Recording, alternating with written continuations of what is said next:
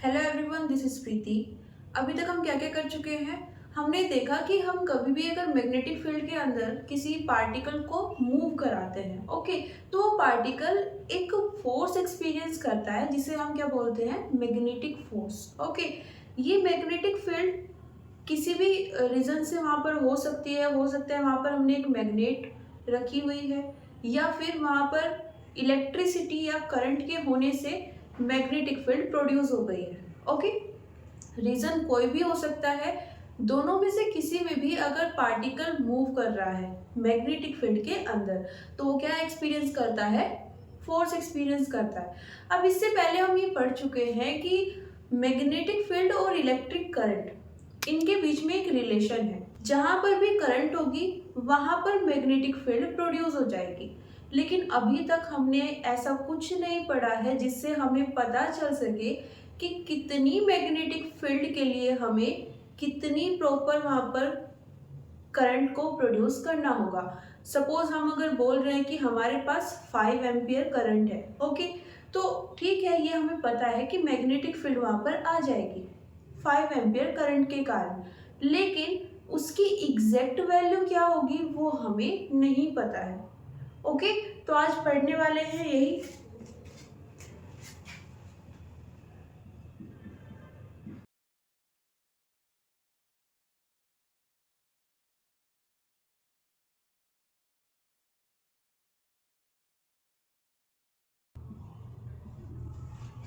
तो अभी हम क्या पढ़ने वाले हैं, मैग्नेटिक फील्ड किसके कारण, कोई भी हमारे पास अगर करंट है तो उस करंट के कारण एग्जैक्ट वैल्यू हमें जाननी है कि कितनी मैग्नेटिक फील्ड वहां पर प्रोड्यूस हो जाएगी।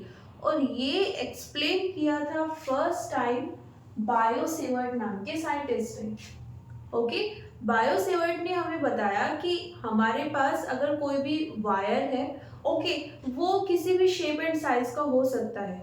ओके, हो सकता है वो सर्कुलर है, रेक्टेंगुलर, ओके, किसी भी शेप का हो सकता है, किसी भी साइज का हो सकता है। ओके, यही इस लॉ की ग्रेटनेस थी कि उन्होंने एक पर्टिकुलर वायर के शेप एंड साइज को फिक्स नहीं किया, उन्होंने इसको जनरलाइज कर दिया।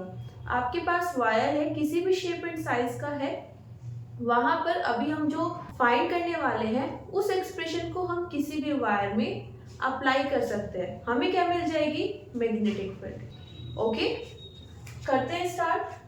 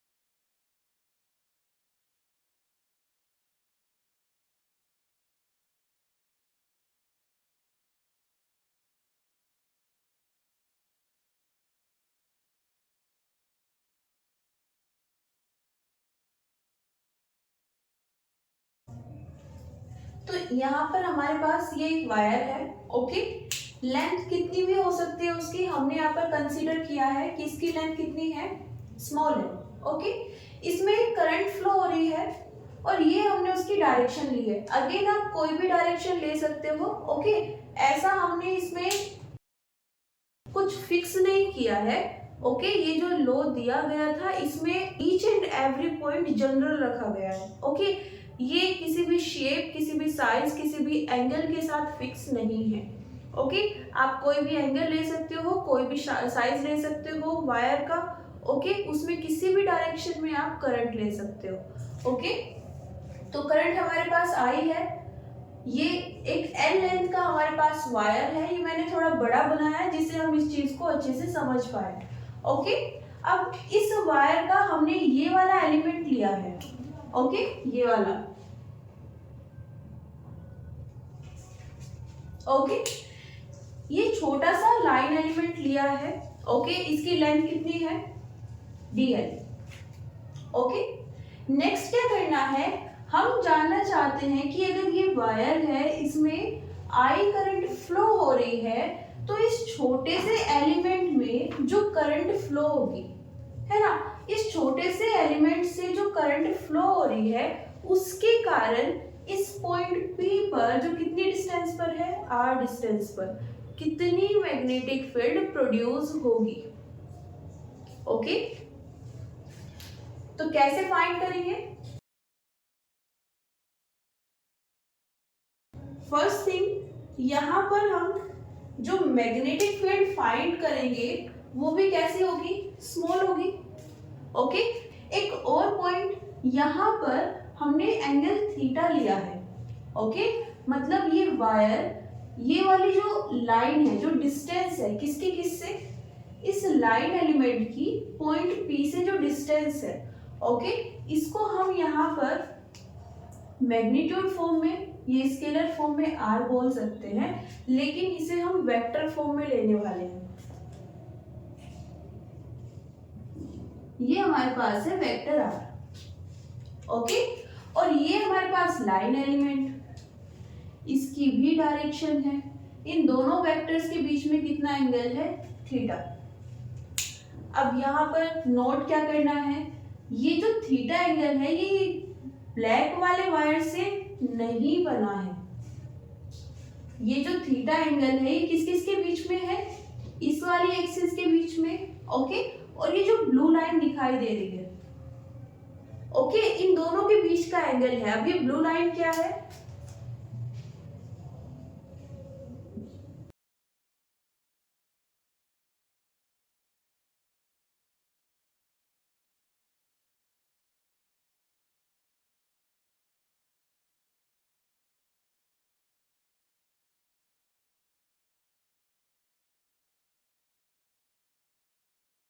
हमने जो छोटा सा एलिमेंट लिया है उस पर टेंजेंट ड्रॉ की है, बिकॉज हमने पहले स्पेसिफाई कर दिया है कि ये वायर किसी भी शेप का हो सकता है, कर्विकल भी हो सकता है, प्रॉपर सर्कल हो सकता है, रेक्टेंगुलर हो सकता है। ओके, तो हम जो भी पोर्शन ले रहे हैं, ओके, बहुत ही छोटे साइज का ले रहे हैं। फर्स्ट थिंग, जब हमने उसको बोल दिया इनफाइनाइटली स्मॉल, तो एक पॉइंट की तरह आप उसे कंसिडर कर सकते हो। यहाँ पर बड़ा दिख रहा है, उसका रीजन यही है कि हमने उसको बड़ा बनाया है, जिससे हम उसको क्लियरली देख पाए, ओके, स्टडी कर पाए। तो यहाँ पर क्योंकि एक पॉइंट की तरह का छोटा सा एलिमेंट है, तो वहां पर हमें डायरेक्शन देखनी है। ओके, तो डायरेक्शन देखने के लिए हम क्या करते हैं, कभी भी अगर हमारे पास कोई कर्विकल शेप है, इसके इस पॉइंट पर मुझे डायरेक्शन चाहिए, देन मैं क्या करूंगी, एक टेंजेंट ड्रॉ करूंगी। ओके,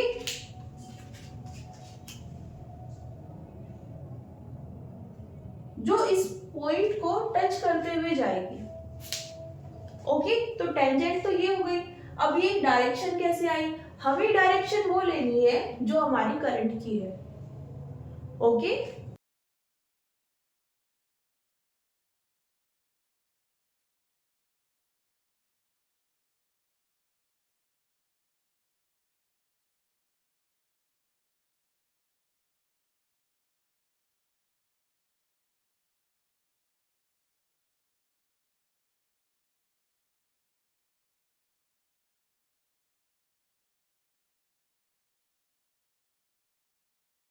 ओके, तो फर्स्ट थिंग हमारे पास यहाँ पर एक टेंजेंट होनी चाहिए। कहाँ पर, क्योंकि हमने जो लाइन एलिमेंट लिया है, फर्स्ट चीज उसकी कुछ ना कुछ तो लेंथ है ना, इनफाइनाइट स्मॉल है लेकिन स्टिल उसकी लेंथ तो है। ओके, तो वहां पर हम क्या कर रहे हैं, अगर उसे वेक्टर फॉर्म में लेना चाहते हैं तो हमारे पास मैग्नीट्यूड भी होना चाहिए और उसकी डायरेक्शन भी।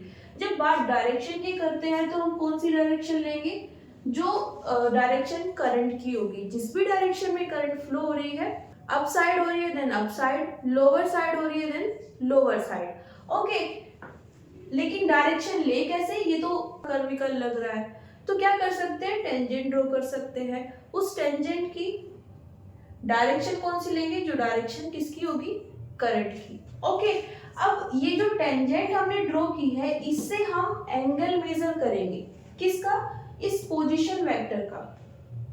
ओके, ये क्या है हमारे पास,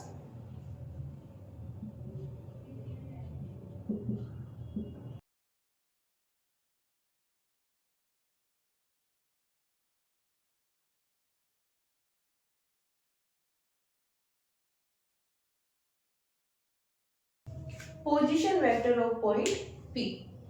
ओके, तो इन दोनों के बीच का एंगल कितना आ गया है, थीटा। अब यहाँ पर बायोसेवर्ट ने क्या बताया है कि ये जो छोटा सा मैग्नेटिक फील्ड यहाँ पर आएगा, ये किसके डायरेक्टली प्रोपोर्शनल होगा,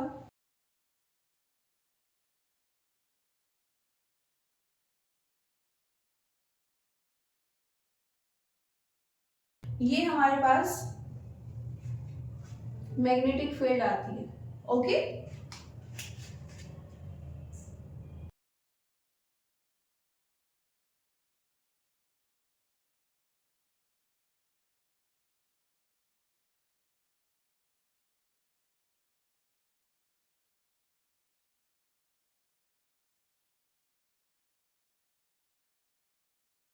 ये जो वेक्टर आर की डायरेक्शन होगी हमेशा उस साइड लेनी है जिस साइड हमारा पॉइंट है। ओके, दूसरा,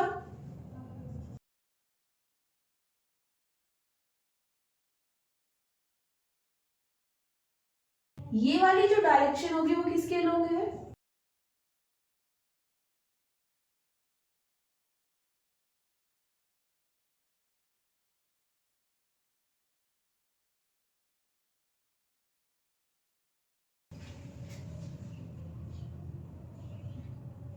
ये साइन प्रोपोर्शनैलिटी का है, इसको रिमूव करेंगे देन क्या आ जाएगा हमारे पास, एक कांस्टेंट।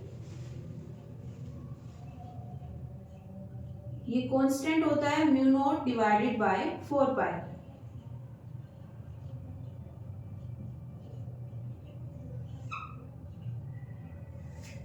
ये फॉर्मूला होता है हमारे पास मैग्नेटिक फील्ड,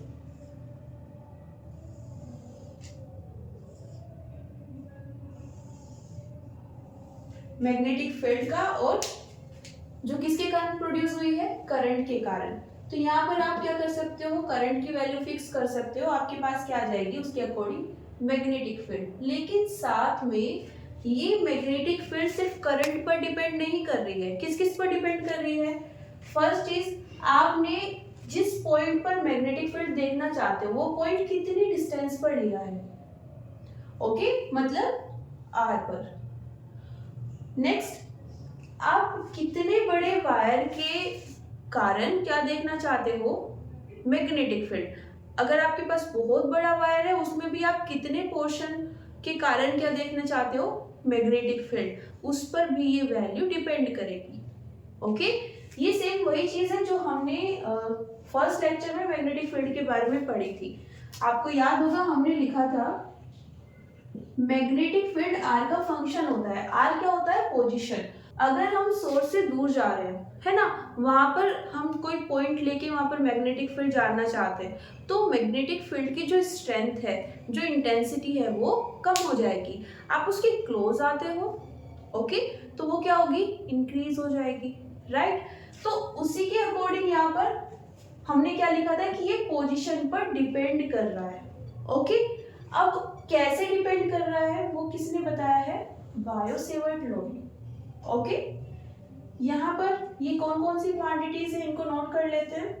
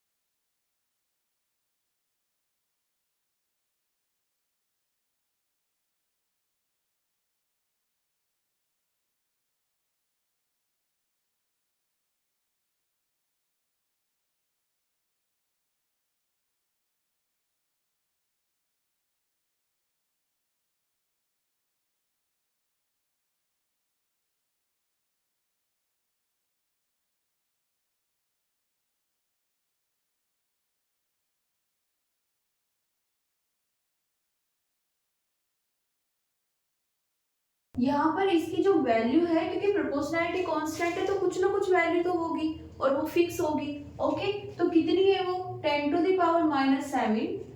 ये यूनिट लिखी हुई है, टी फॉर टेस्ला है, एम मीटर और ए एम्पियर।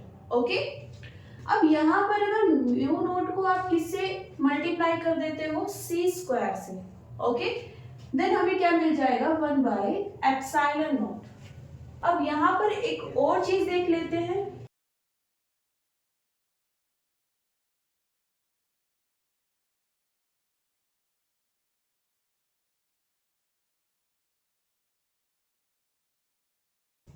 तो एप्सिलॉन नोट हमने कहाँ पे पढ़ा था, फर्स्ट चैप्टर में। ओके, और इसको हम क्या बोलते थे, परमिटिविटी ऑफ फ्री स्पेस या फिर वैक्यूम या फिर एयर। अब यहाँ पर ये डिफाइन क्या कर रही थी, मतलब इसका यूज क्या था, है ना, इसका सिग्निफिकेंस क्या है। तो बेसिकली हम जब इलेक्ट्रिक फील्ड पढ़ रहे थे तो हमने ये पढ़ी थी इलेक्ट्रिक फील्ड लाइंस। ओके, ये इलेक्ट्रिक फील्ड लाइंस अगर हम मटेरियल को चेंज कर दे, ओके, तो जरूरी नहीं है वो सब इलेक्ट्रिक फील्ड लाइंस उस मटेरियल को क्रॉस कर जाएंगी। ओके, सब इलेक्ट्रिक फील्ड लाइंस क्यों क्रॉस नहीं कर पाती, because of that materials property. यही स्पेसिफाई करती है एप्सिलॉन नोट वैल्यू। ओके, अगर हम एप्सिलॉन नोट की बात कर रहे हैं तो वो हमें क्या बताएगी कि हमारे पास एक मीडियम है एयर का, है ना, या फिर वैक्यूम है, और अब उसके बाद वो वैल्यू प्रोवाइड कर रही है। ओके, तो वो हमें बता रही है कि इस पर्टिकुलर मीडियम से कितनी इलेक्ट्रिक फील्ड लाइंस पास हो सकती है।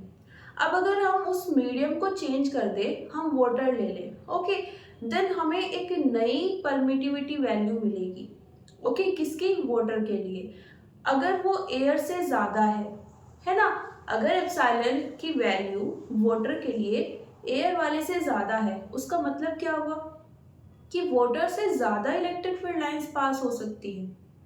ओके, तो ये हमें क्या बताती है, ability of the material to allow electric field lines to pass through. Okay, अब यहाँ पर हमने क्या बोला है, म्यू नॉट। म्यू क्या है, म्यू यहाँ पर क्या होती है, परमिएबिलिटी। अब हमने नोट ऐड कर दिया है तो उसका मतलब हो जाता है हम एक पर्टिकुलर मीडियम की बात कर रहे हैं। कौन से मीडियम की, जिसमें एयर है, वैक्यूम है, या फिर बोल सकते हैं वैक्यूम को ही फ्री स्पेस। ओके, अब यहाँ पर जैसे ये था वैसे ही ये है, सेम टर्मिनोलॉजी यूज हो रही है, बस यहाँ पर ये किसकी बात करता है, मैग्नेटिक फील्ड लाइंस की। ओके, जैसे हमने फर्स्ट लेक्चर में देखा था, फर्स्ट और सेकंड में, अगर हमारे पास मैग्नेट है तो उसके चारों ओर क्या होती है, मैग्नेटिक फील्ड। अगर कोई वायर है उसमें करंट फ्लो हो रही है तो उसके चारों ओर भी क्या होती है, मैग्नेटिक फील्ड।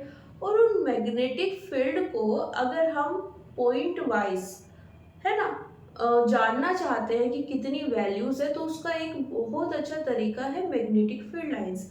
आप मैग्नेटिक फील्ड लाइंस को ड्रॉ कर लो, उससे आपको पता चल जाएगा कि किस पॉइंट पर मैग्नेटिक फील्ड की कितनी इंटेंसिटी है।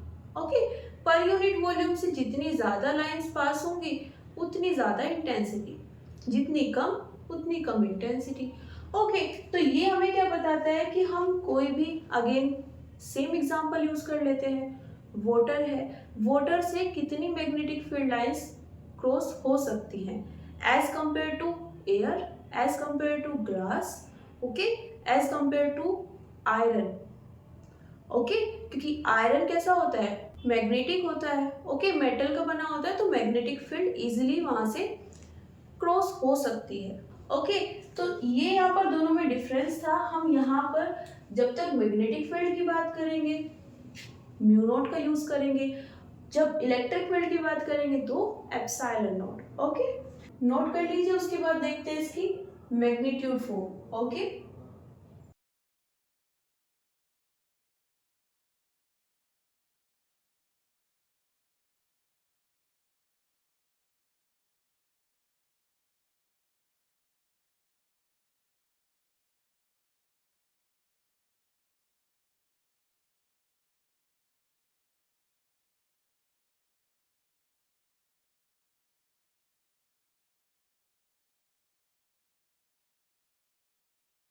ए क्रॉस बी तो क्या आ जाएगा, ए बी साइन थीटा। तो यहाँ पर क्या लिखेंगे, D L R sine theta, okay, divided by R cube, कुछ टर्म कैंसिल हो जाएंगी,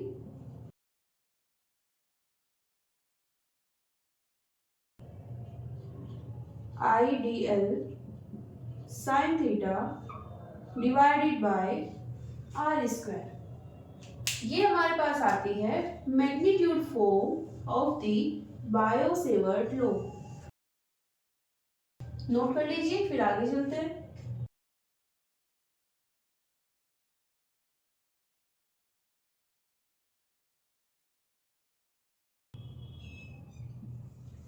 हमने जो अभी पढ़ा है बायो-सेवर्ट लॉ, उसको हम कैसे इम्प्लीमेंट करेंगे, ओके, कैसे यूज करेंगे, ये उसका एक बेस्ट एग्जाम्पल है। क्या करेंगे, हम एक वायर लेंगे और उसकी शेप को फिक्स कर देंगे। जैसे लॉ में बोला था कि हम जो अभी यूज कर रहे हैं वो किसी भी शेप एंड साइज का हो सकता है वायर, ओके। हमने बोला कि ठीक है, हम सर्कुलर वायर ले रहे हैं, ओके। तो एक सर्कुलर वायर लेंगे और उसमें क्या फ्लो होनी चाहिए, करंट। उसके बाद एक छोटे से लाइन एलिमेंट के कारण क्या निकालेंगे, एक पर्टिकुलर पॉइंट पी पर मैग्नेटिक फील्ड। यहाँ पर वो पॉइंट कहाँ पर होना चाहिए, on the axis of the loop, क्योंकि इन्होंने मेंशन कर दिया है। तो वो जो भी लूप होगा उसकी जो सेंट्रल एक्सिस होगी उस पर वो पॉइंट पी होना चाहिए, ओके। तो उसकी सिचुएशन फिक्स हो गई है, मतलब पोजीशन वेक्टर फिक्स हो गया है, ओके। देखते हैं कैसे करेंगे। तो ये हमने एक सर्कुलर लूप ले लिया है ना। लूप का बेसिकली यहाँ पे मतलब क्या है कि एक पॉइंट से स्टार्ट करते हैं और वापस हमें उसी पॉइंट पर आना है, ओके। लूप किसी भी शेप का हो सकता है, सर्कुलर, रेक्टेंगुलर, स्क्वायर, ओके, या किसी भी इरेगुलर शेप का। बस ऐसा है कि वहाँ पे वो चीजें क्लोज हो जानी चाहिए, ओके। ये भी एक लूप है, हमने इस पॉइंट से स्टार्ट किया है ना,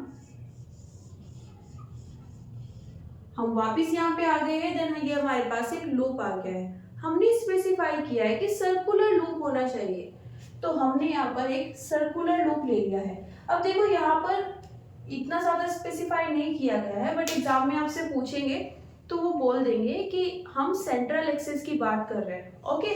तो सेंट्रल एक्सिस ये हो जाएगी जो इसके सेंटर से पास होगी। फर्स्ट थिंग, ये जो लूप बनाया है ये साइड व्यू है। सामने से आप किसी सर्कल को देखेंगे तो वो एकदम सर्कुलर दिखेगा, है ना, एकदम गोल होगा।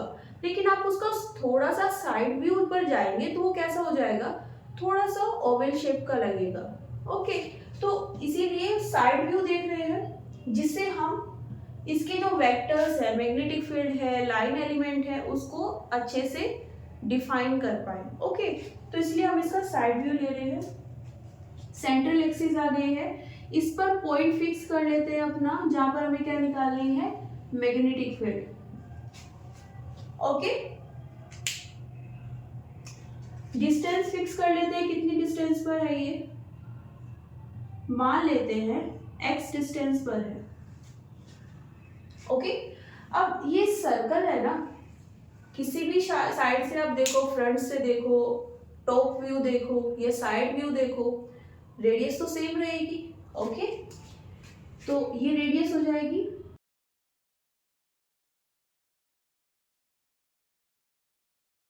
इसको लिख लेते हैं r, ओके। फर्दर क्या करना है, एक लाइन एलिमेंट हमें लेना है, ओके। ये वाला एलिमेंट हम ले लेते हैं,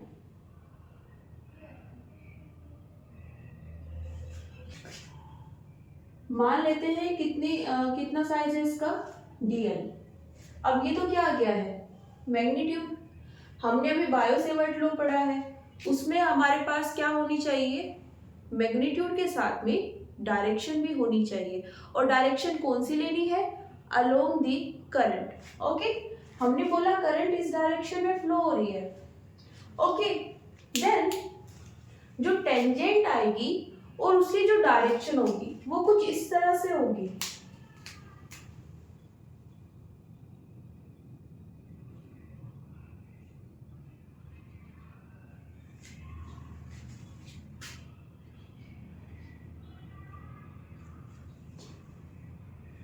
ओके, ये कैसे होगी अभी समझेंगे। ओके, एक बार इसको यहाँ पे मेंशन कर लेते हैं। ये हमने जो टेंजेंट बनाई है इससे हम क्या लेते थे, यहाँ तक डिस्टेंस। ओके, और इसे हम क्या लिखते थे, वेक्टर आर। ओके, डायरेक्शन कौन सी होनी चाहिए, टूवर्ड्स पॉइंट पी। ओके, और उसके बाद जब हम दोनों को क्रॉस करते थे, dl क्रॉस r, वहां से हमें क्या मिल जाती थी, मैग्नेटिक फील्ड की डायरेक्शन। मैग्नीट्यूड की बात नहीं कर रही हूँ, किसकी बात कर रही हूँ, डायरेक्शन की। ये पॉइंट मिस हो गया है तो आप एक बार नोट कर लीजिए।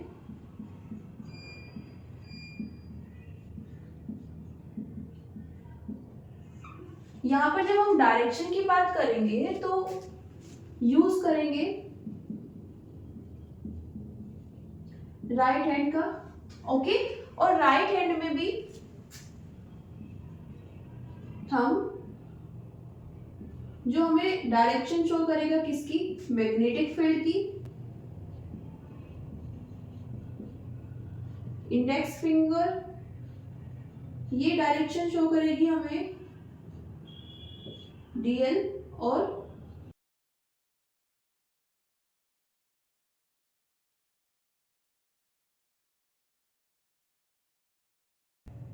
ओके, तो अभी हम यहाँ पर ये जो डायरेक्शन देख रहे हैं, यहाँ पर देखो ये वाला एंगल,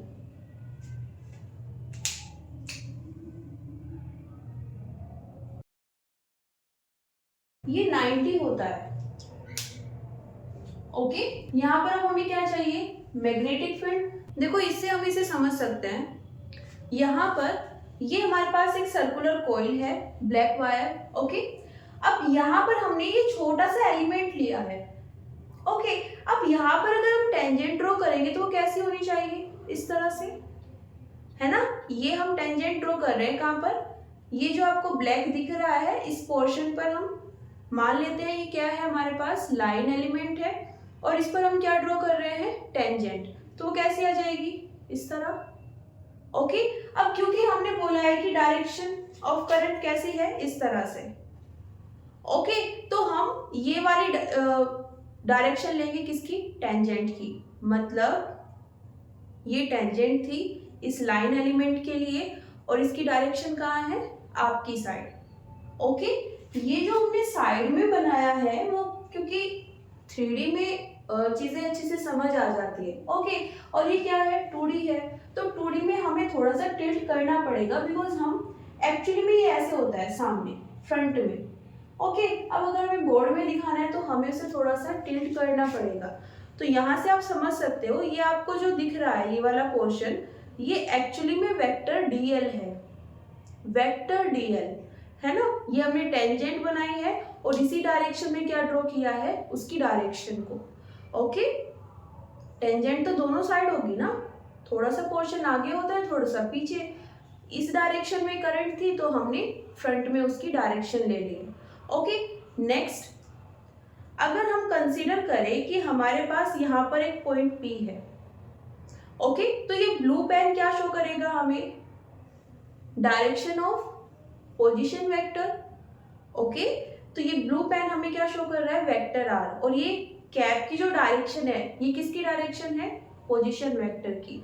ओके, तो इस तरह का हमने साइड व्यू लिया है। फ्रंट से देखेंगे तो एकदम सर्कुलर है, साइड से देखेंगे तो थोड़ा सा ओवल शेप का लग सकता है, जैसे हमने यहाँ पर ड्रॉ किया है। ओके, अब ये क्या हो गई, इसकी एक्सिस जो सेंटर से पास होगी। ओके, इस सर्कल के, ये क्या हो गया, dl वेक्टर, जो एक्चुअली में फ्रंट में है ना, आपकी साइड। ओके, बिकॉज हमने डायरेक्शन इस तरह से ली है करंट की। अगर हम ऑपोजिट लेते तो डायरेक्शन कैसे आ जाती, इनटू दी बोर्ड। ओके, यहाँ पर हमने कैसे शो किया है, इसको इस तरह से शो किया है dl वेक्टर को, बिकॉज वो 2D में है। 3D में कैसे आएगा, इस तरह से। ओके, ये क्या आ गई हमारे पास, वेक्टर r, ये इसकी डायरेक्शन है, ये डायरेक्शन। ओके, कैप यहाँ पे डायरेक्शन शो कर रही है। ओके, नेक्स्ट हमें क्या चाहिए, हमें अब जानना है मैग्नेटिक फील्ड के बारे में। बायो सेवर्ट के अकॉर्डिंग हम मैग्नीट्यूड भी निकाल सकते हैं और डायरेक्शन भी। मैग्नीट्यूड हम अभी निकालेंगे बट पहले डायरेक्शन देख लेते हैं। ओके, डायरेक्शन कैसे निकाले, क्रॉस प्रोडक्ट। ओके, उसके अकॉर्डिंग राइट हैंड यूज करेंगे। ओके, ये फर्स्ट फिंगर क्या शो करेगी हमें, डीएल वेक्टर। डीएल वेक्टर कहाँ है, फ्रंट में। ओके, ये क्या शो करेगा, डी आर। ये कहाँ पर है, इस तरह से। तो मैग्नेटिक फील्ड कहाँ पर आएगी, ऊपर ना, है ना। अपने हाथ से करके देखो, ये क्या है डीएल, ये क्या है आर। तो मैग्नेटिक फील्ड ऊपर की साइड। ओके, लेकिन राइट हैंड यूज करना है। ओके, तो ये यहाँ पे इस तरह से आ जाएगी। ये डायरेक्शन हो जाएगी किसकी, मैग्नेटिक फील्ड की। ओके, अब देखो यहाँ पर ध्यान से, ये जो डीएल वेक्टर है और ये जो आर है, इसके बीच का एंगल कितना है, 90। ओके, और यहाँ पर ये जो dr है और मैग्नेटिक फील्ड है, इसके बीच का एंगल भी कितना है, 90। ओके, बिकॉज ये इस तरह से है, और क्योंकि हमने जब यहाँ पे इससे बनाया था, देन देखो ये dl है, ये r है, दोनों के बीच में एंगल कितना दिख रहा है, 90। वैसे ही ये dl और ये b, दोनों के बीच में एंगल कितना है, अगेन 90। ये r है और ये b है। ओके, इनके बीच में भी एंगल कितना है, 90 है। तीनों वेक्टर एक दूसरे से परपेंडिकुलर होने चाहिए। तो यहाँ पर अगर हम डायरेक्शन शो करें, ये आ जाएगी हमारे पास dB, और ये एंगल हम मान लेते हैं थीटा। ओके, अब यही थीटा एंगल इनके बीच में होगा।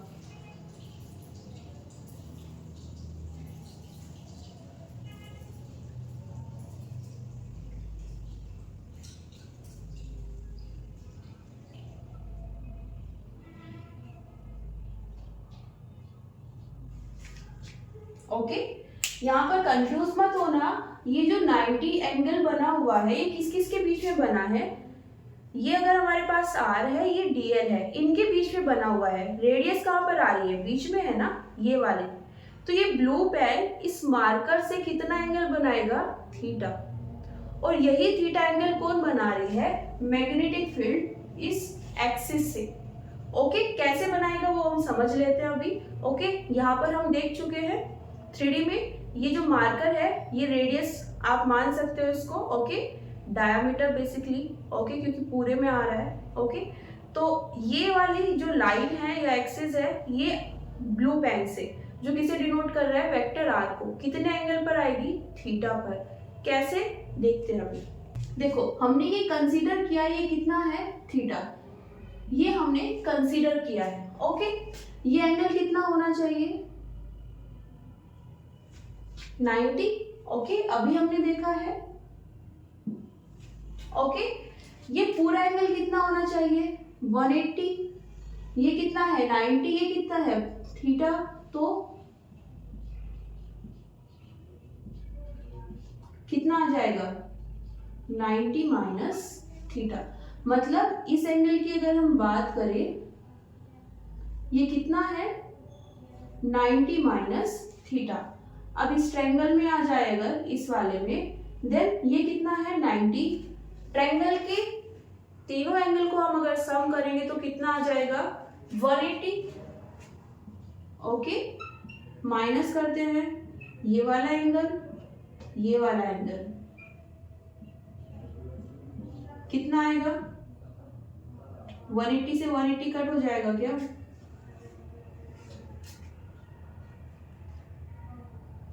थीटा। तो ये एंगल कितना है, थीटा। सिंपल सी कैलकुलेशन है, तीनों को आप रख सकते हो, ऐड कर सकते हो। ओके, और इक्वल्स टू क्या आ जाएगा, 180। ये इक्वल्स टू वाली कैलकुलेशन मैंने की है। ओके, इस साइड से इस साइड में ले आए हो सब एंगल्स को।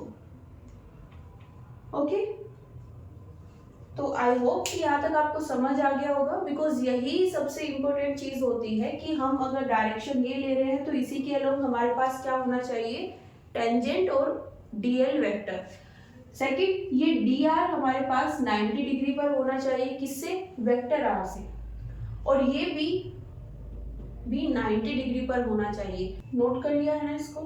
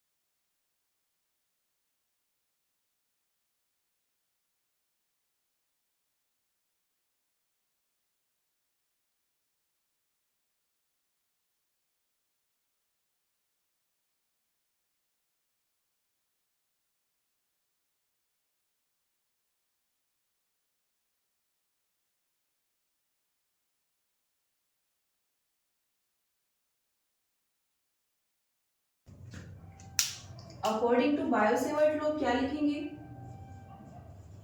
dB equals to mu naught by 4 pi I dl cross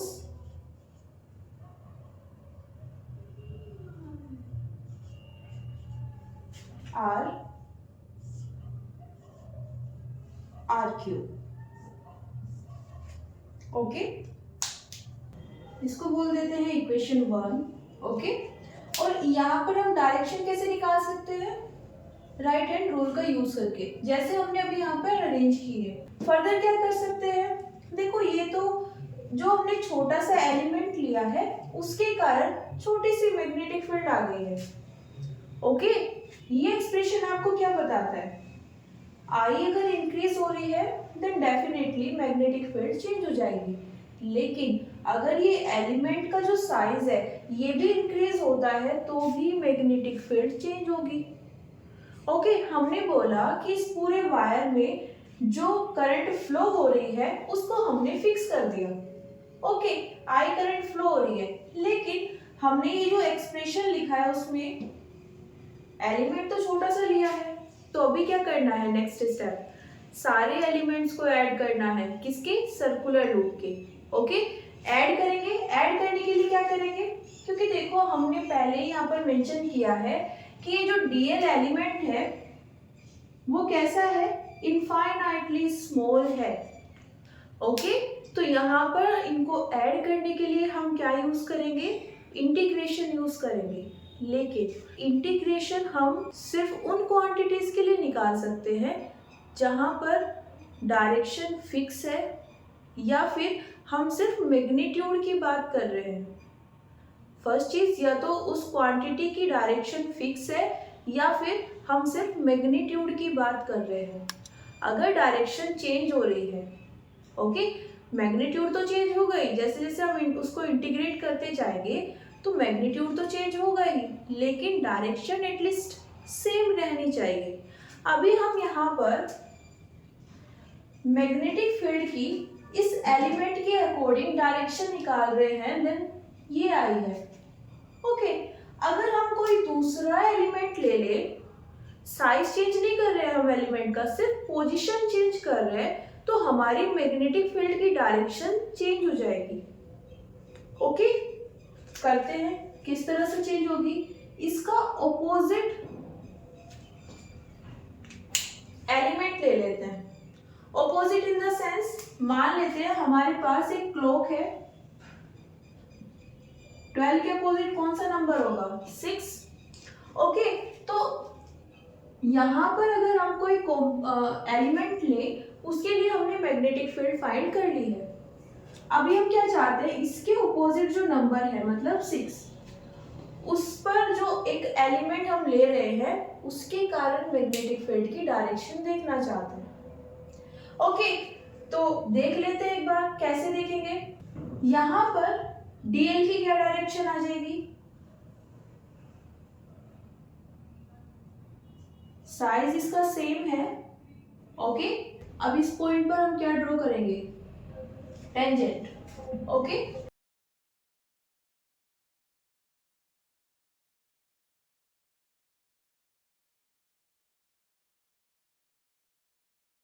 यहाँ पर जो डायरेक्शन ली है वो इस साइड है। ओके, इससे कंपेयर करें तो ये क्या बोला था कि करंट इस तरह से आ रही है, तो हमने ये लिया था। ओके, अपने अरेंजमेंट पर आ जाते हैं। देखो, पहले ये वाला अरेंजमेंट था, हमने ये एलिमेंट लिया था, डायरेक्शन फ्रंट में आ रही थी। किसकी? क्योंकि हमने बोला था कि करंट इस तरह से फ्लो हो रही है। ओके, तो टेंजेंट की जो डायरेक्शन थी वो हमने सामने की साइड ली थी, मतलब आपकी साइड। ओके, इस बार क्या किया है? हमने इसका ऑपोजिट कंपोनेंट लिया है, नीचे की साइड। ओके, एकदम इसके ऑपोजिट यहाँ पर, तो उसके अकॉर्डिंग इसको अरेंज करते हैं। इस बार क्या है? ये वाला एलिमेंट हमने कंसीडर किया है, ये वाला। ओके, अब क्योंकि करंट तो इसी तरह आ रही है ना, अब कैसे जाएगी? इस तरह से।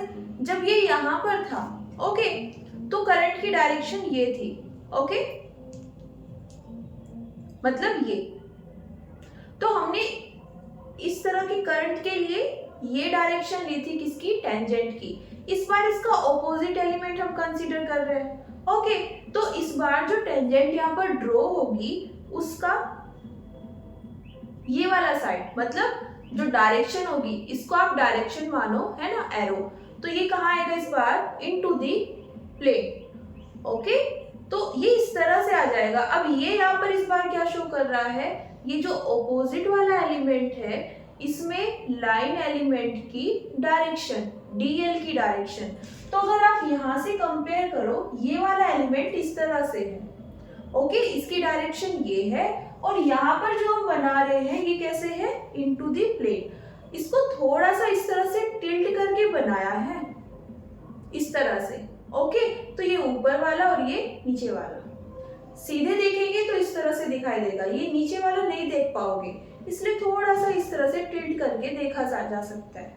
ओके, नेक्स्ट, इस पॉइंट को जब यहाँ पर मैच करेंगे, ये क्या आ जाएगा हमारे पास, आर वेक्टर।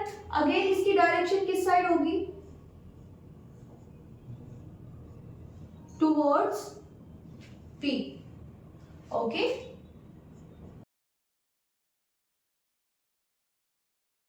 अभी क्या करना है, अभी हमें चाहिए direction of magnetic field. Okay, कैसे फाइंड करें, देखो ये क्या आ गया है, ये क्या है यहाँ पर, L, vector L into the plane है, ये एक्सिस है। ओके, और ये क्या आ जाएगा, वेक्टर आर।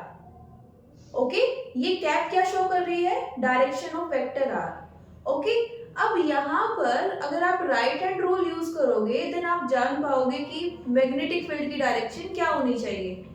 ट्राई कीजिए, अपना राइट हैंड रूल यूज करते हैं। ओके, यहाँ पर ये क्या शो करेगी, फर्स्ट फिंगर डे एल, ये आर और ये मैग्नेटिक फील्ड। अब यहाँ पर जब हम ये वाला कंपोनेंट ले रहे हैं तो ये डीएल एक्चुअली में कहाँ है, इनटू दी प्लेन। ओके, तो ये क्या है, डीएल शो करता है तो इसे क्या होना चाहिए, इनटू दी प्लेन। कर देते हैं अरेंज, ये क्या शो करता है, आर, आर तो हमारा इस साइड है, देन मतलब ये कहां पर आएगी,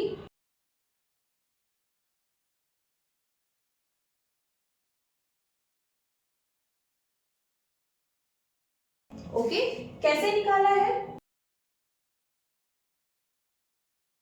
इसके अकॉर्डिंग अगेन देख लेते हैं। ये क्या है हमारे पास, वेक्टर आर, ये वेक्टर आर, ये क्या है हमारे पास, एल, ये इनटू द प्लेन होनी चाहिए, और ये थंब क्या शो कर रहा है हमें, डायरेक्शन ऑफ मैग्नेटिक फील्ड, तो ये इस तरह से आ जाएगी।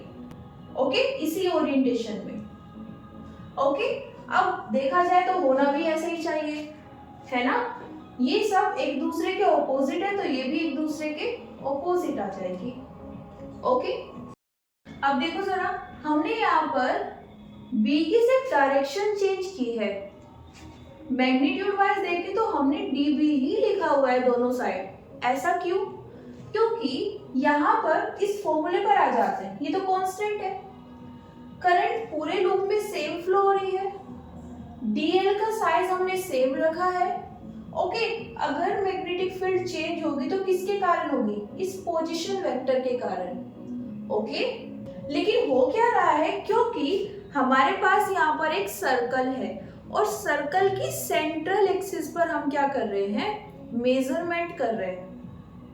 ये है हमारे पास सर्कल, इसके सेंट्रल एक्सिस पर, ये हमने सेंट्रल एक्सिस मान ली है, यहाँ पर एक पॉइंट P रखा हुआ है।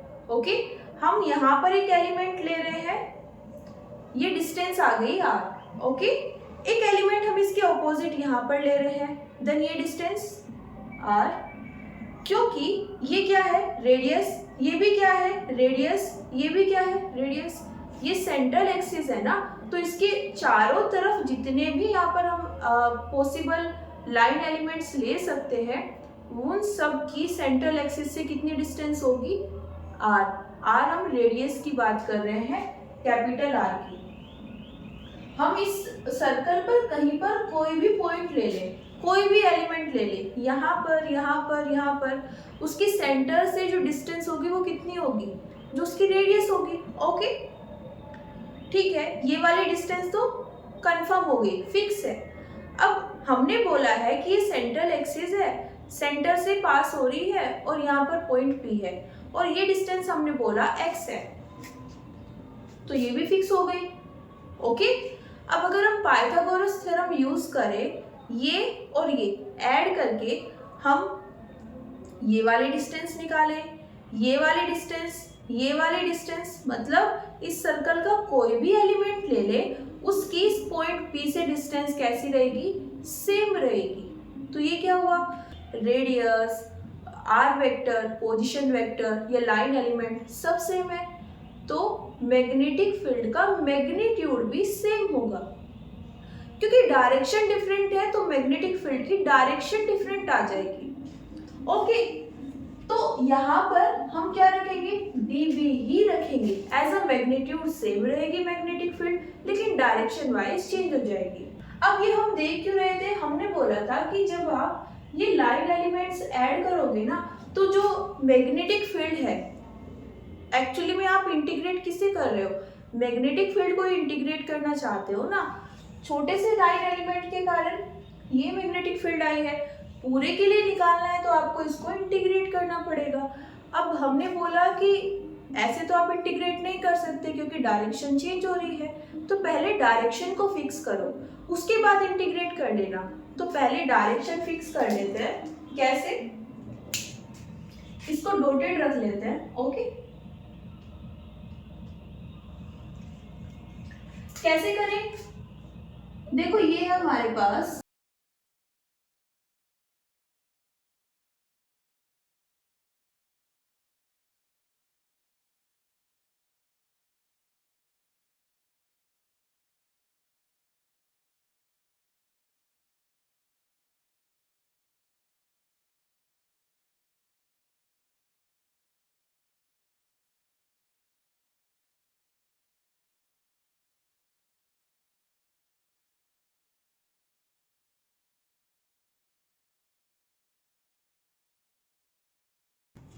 यहाँ पर हमने ये सब डॉटेड क्यों लिया है, क्योंकि हम बेसिकली बस समझना चाह रहे थे डायरेक्शंस को। ओके, मेजरमेंट के लिए हम सिर्फ ये वाली डायरेक्शंस को यूज करेंगे।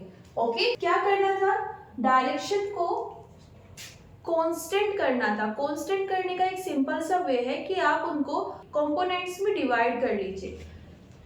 ये हमारे पास सेंट्रल एक्सिस है, ये मैग्नेटिक फील्ड, तो क्या करते हैं, एक तो कंपोनेंट ले लेते हैं अलोंग दी सेंट्रल एक्सिस और दूसरा component perpendicular to the axis. Okay, ये हमने यहाँ पर मैग्नीट्यूड फॉर्म में लिखा है।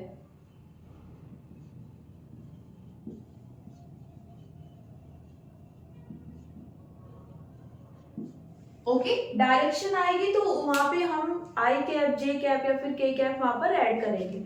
ओके, अगर विद डायरेक्शन लिखेंगे। देन आगे क्या कर सकते हैं, देखो अब क्या करना है हमें, ये अलोंग द एक्सिस है। ओके, जितने भी यहाँ पर मैग्नेटिक फील्ड आएंगे हम अलोंग द एक्सिस उन सबको ऐड कर लेंगे, इन वाले कंपोनेंट्स को। ओके, जो यहाँ पर परपेंडिकुलर है उन सबको परपेंडिकुलर डायरेक्शन में ऐड कर लेंगे। मतलब हम यहाँ पर दो इंटीग्रेशन करने वाले हैं, एक अलोंग द एक्सिस कंपोनेंट्स के लिए और दूसरा परपेंडिकुलर टू द एक्सिस। अब यहाँ पर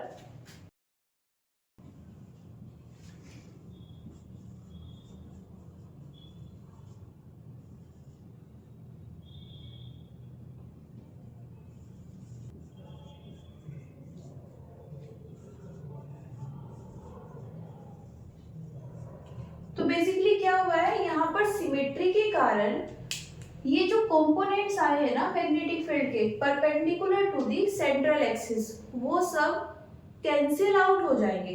ओके, और जो मैग्नेटिक फील्ड आएगी वो कितनी हो जाएगी, जीरो। कैसे कैंसिल आउट होंगे, देखो यहाँ पर हमने दो मैग्नेटिक फील्ड यूज की है, शो की है, एक इस एलिमेंट के लिए और एक इसका ऑपोजिट एलिमेंट लिया है उसके लिए ये। अब अगर यहाँ पर इसके कंपोनेंट्स डिवाइड करोगे, ये कितना आ जाएगा, db sin थीटा और ये कितना आ जाएगा dB cos थीटा। देखो सारी वैल्यूज सेम है तो एंगल भी क्या रहेगा, सेम रहेगा। ये एंगल भी कितना होगा, थीटा। ओके, अब देखो यहाँ से आप देख सकते हो कि ये वाले जो कंपोनेंट है ये तो सब सेम डायरेक्शन में है। ओके, ये दोनों ऐड हो जाएंगे, लेकिन ये वाला और ये वाला इक्वल भी है और ऑपोजिट भी है, देन एक दूसरे को कैंसिल आउट कर देंगे। वैसे ही अगर हम यहाँ पर जो हमने क्लॉक बनाई थी, एक तो 12 पर लिया था एलिमेंट और एक 6 पर, इसके परपेंडिकुलर कंपोनेंट ने इसके परपेंडिकुलर कंपोनेंट को कैंसिल कर दिया। वैसे ही अगर हम यहाँ पर एक एलिमेंट 9 पर ले और एक 3 पर, तो यहाँ पर जो मैग्नेटिक फील्ड आएगी उनके भी परपेंडिकुलर कंपोनेंट एक दूसरे को कैंसिल आउट कर देंगे। ऐसे ही यहाँ पर अगर आप 10 के लिए लेते हो, 11 के लिए लेते हो, ओके, तो इनके अपोजिट क्या आ जाएंगे, 4 एंड 5। इनके मतलब बेसिकली हो क्या रहा है कि आप जो भी नंबर ले रहे हो उसके ऑपोजिट नंबर के जो कंपोनेंट्स है वो एक दूसरे को क्या कर रहे हैं, कैंसिल आउट कर रहे हैं। ओके, लेकिन सिर्फ परपेंडिकुलर। और ये हमें कैसे पता चला कि सिर्फ परपेंडिकुलर हो रहे हैं, यहां से देख सकते हैं। ओके, इसने इसको कैंसिल किया लेकिन ये क्या हुआ, ऐड हो गए। वैसे यहाँ पर जितने भी मैग्नेटिक फील्ड आए, यहाँ पर आए, यहाँ पर, उन सब के जो along the central axis component होंगे वो सब ऐड हो जाएंगे। तो हमने क्या लिखा है, because of symmetry net magnetic field will be 0 of the perpendicular components। Okay, symmetry का मतलब समझ आ गया है ना, मतलब एक दूसरे के ऑपोजिट है और जो वैल्यू है, जो मैग्नीट्यूड है वो सेम है, तो क्या होगा, कैंसिल आउट हो जाएंगे। देन यहाँ पर जो हम नेट मैग्नेटिक फील्ड की बात कर रहे थे,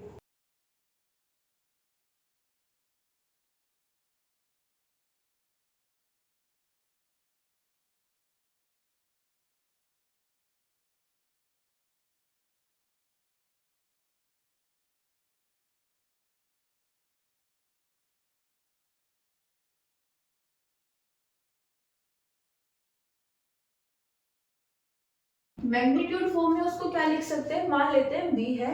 ओके, और ये हमें कैसे मिलेगी, db को इंटीग्रेट करने से। ओके, अब इस db के जब ये वेक्टर फॉर्म में थे, हमने दो कंपोनेंट लिए थे। जैसे हम किसी वेक्टर को लिखते हैं, ये एक वेक्टर है, इसका एक कंपोनेंट ax i कैप और एक कंपोनेंट ay j कैप है ना।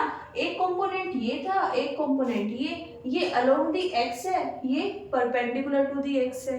ओके, तो अगर हमें ये चाहिए तो क्या करना पड़ेगा, दोनों कंपोनेंट्स को ऐड करना पड़ेगा। यहाँ पर क्या हुआ, ये जो परपेंडिकुलर कंपोनेंट था ये सब 0 आ गए। देन यहाँ पर सिर्फ क्या आएगा,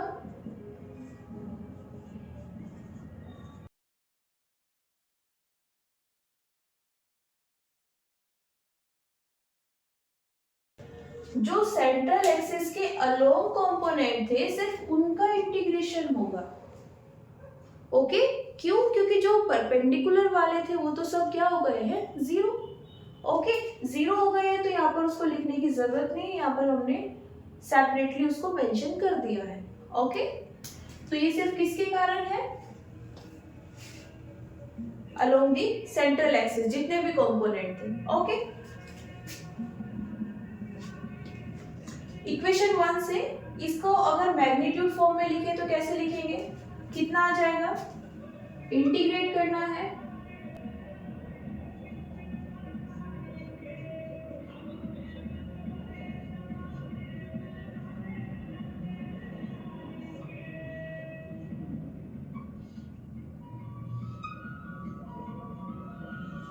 कैसे आया है ये, हमने वेक्टर प्रोडक्ट पढ़ा है उसी को अप्लाई कर दिया। ओके,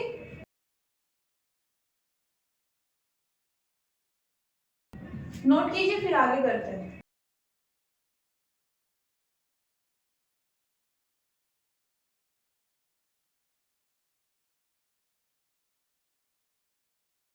तो क्या कर सकते हैं अब आगे यहाँ पर डायग्राम का यूज करके हम क्या क्या निकाल सकते हैं। कोस थीटा कितना आ जाएगा, base divided by hypotenuse. Base कितना है ये वाला, डिवाइडेड बाय दिस।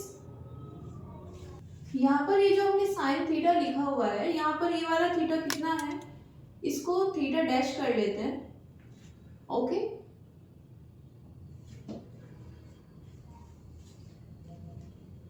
ये थीटा डैश किस किस के बीच में एंगल था,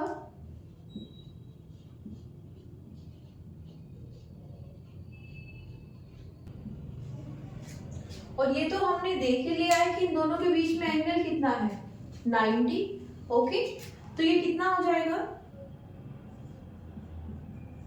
90। तो यहां से साइन थीटा डैश कितना आ जाएगा,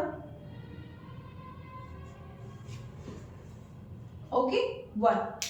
तो इससे पहले जो हमने स्टेप लिखा था उसमें इसको थीटा डैश कर लेना। ओके, नेक्स्ट क्या है, आर की वैल्यू हमें चाहिए, कितनी आ जाएगी, X square plus R square. कहां से आई है ये, पाइथागोरस थ्योरम से।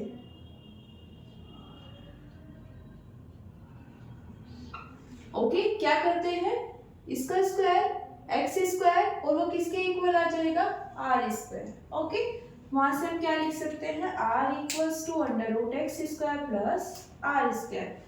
यहाँ पर रखते हैं सब वैल्यूज।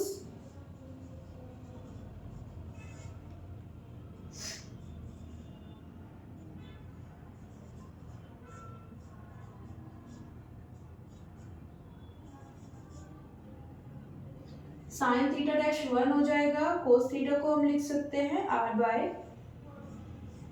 और आर स्क्वायर पहले से हमारे पास है,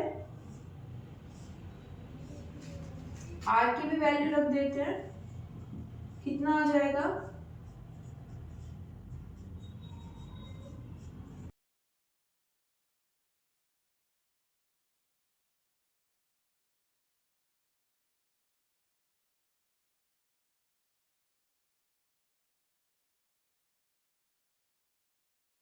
three by to.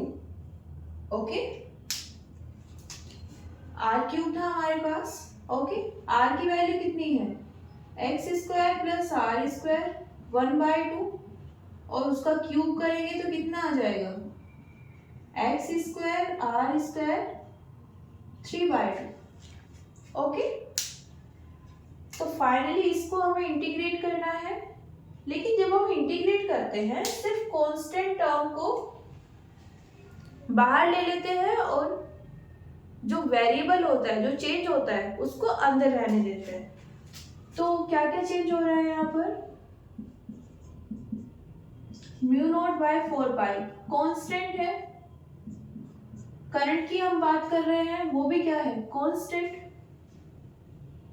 DL element, ये तो चेंज होगा। ओके, इसी को हम क्या कर रहे हैं, छोटे छोटे एलिमेंट्स को ऐड करते जा रहे हैं, तो इसकी वैल्यू चेंज होगी। रेडियस की बात करें, कैपिटल आर ये सेम है। ओके, एक्स स्क्वायर भी सेम रहेगा और ये भी, तो कितना आएगा, integration of D 4 circular loop. जब हम डीएल एलिमेंट्स को ऐड करेंगे तो हमें क्या मिलेगी, सर्कमफ्रेंस ऑफ लूप, और वो कितनी होती है 2 पाई आर। आर क्या होती है, रेडियस, हमारे पास रेडियस कितनी है, कैपिटल आर। सो क्या आ जाएगा, मैग्नेटिक फील्ड,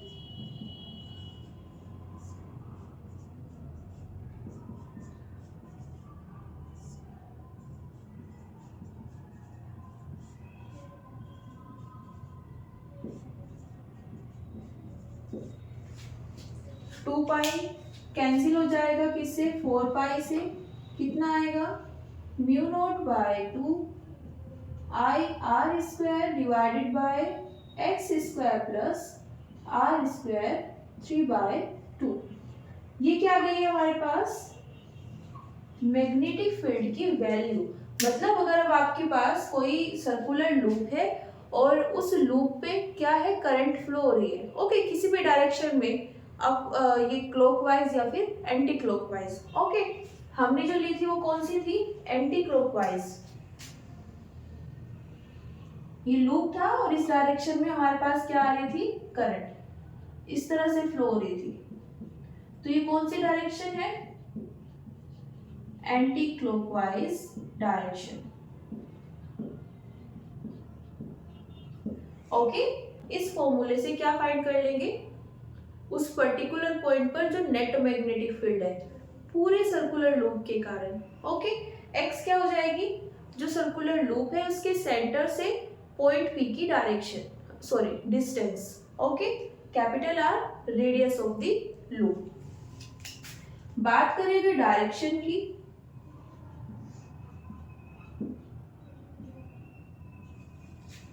डायरेक्शन क्या होगी इस मैग्नेटिक फील्ड की?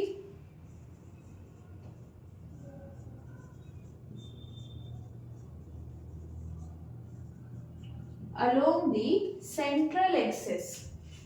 ये कैसे बोल सकते हैं? क्योंकि देखो, जब हमने ये नेट मैग्नेटिक फील्ड लिखी थी वहां पर जो सेंट्रल एक्सिस के परपेंडिकुलर कंपोनेंट थे वो तो सब कैंसिल हो गए थे। तो जो डायरेक्शन आएगी वो सिर्फ किसके कारण आएगी? वो कंपोनेंट जो सेंट्रल एक्सिस के पैरेलल है, ओके। तो जो बेसिकली डायरेक्शन होगी, सपोज हम एक्स कंपोनेंट ले रहे हैं तो उसकी डायरेक्शन क्या होगी? एक्स डायरेक्शन होगी ना। वाई कंपोनेंट है तो उसकी डायरेक्शन क्या होगी? वाई एक्सिस में। तो अगर हम बोल रहे हैं सेंट्रल एक्सिस के पैरेलल एक डायरेक्शन है तो हम क्या लिख सकते हैं? Along the central axis, okay. अब अगर आपके पास क्वेश्चन आता है कि जो सेंट्रल एक्सिस है वो वाई डायरेक्शन में है तो ये क्या आ जाएगी डायरेक्शन? Y direction. जेड में है तो जेड डायरेक्शन, ओके। तो ये हमारा डेरिवेशन कंप्लीट होता है। एक केस इसमें आ जाता है,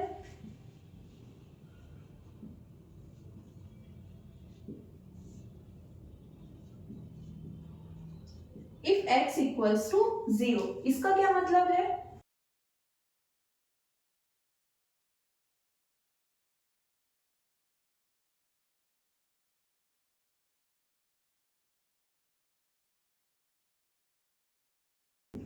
जो हमारे पास पॉइंट P है वो कहां पर आ गया है? सेंटर पर। हमने बोला था कि ये सेंटर है और इससे x डिस्टेंस पर क्या है हमारे पास? एक पॉइंट P है जिस पर हमें क्या निकालनी है? Magnetic field. अब हमने बोला कि ये तो जीरो हो गई। जीरो होने का मतलब क्या है? कि हमने जो पॉइंट लिया है इस बार वो कौन सा है? सेंटर पॉइंट है, ओके। हम इस बार सेंटर पर क्या देखना चाहते हैं? Magnetic field. तो क्या करेंगे? यहाँ पर x को 0 रख देना है।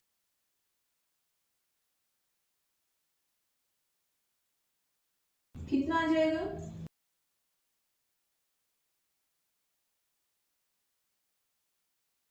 ये 0 हो जाएगा, यहाँ पर आएगा आर स्क्वायर और बाहर कितना है?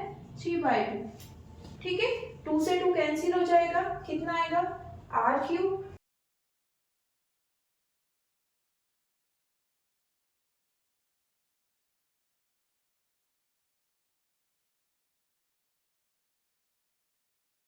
कितना आ जाएगा? आर से आर कैंसिल हो जाएगा, ओके। तो फाइनली क्या आता है हमारे पास? यहाँ पर लिख लेते हैं, b equals to mu naught I by 2r।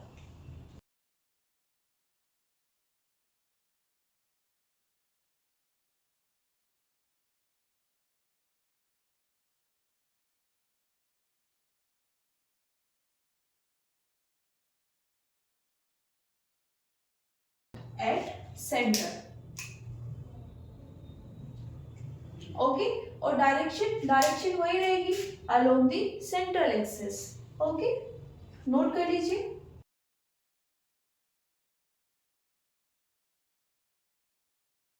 तो आज के लिए इतना ही, मिलते हैं नेक्स्ट क्लास में। Thank you everyone, see you soon.